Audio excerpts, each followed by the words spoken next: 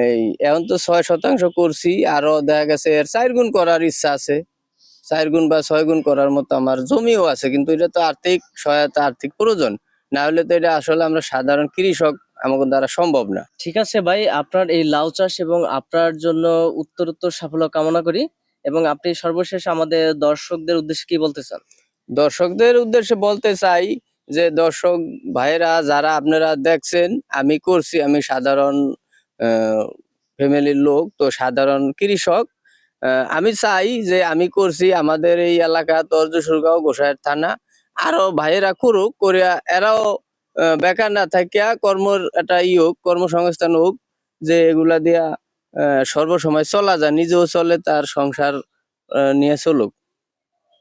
এটা আমার ইচ্ছা, এই জন্য আপনাকে ডাকছি যে ভাই আমার এগুলা দেখেন, বা আপনি দেখলে সরকারি ভাবে যদি এটা আমি কিছু সাহায্য সহযোগিতা পাই, তো আমার তো অনেক উপকার আর কি। ঠিক আছে ভাই, আপনি ভালো থাকবেন।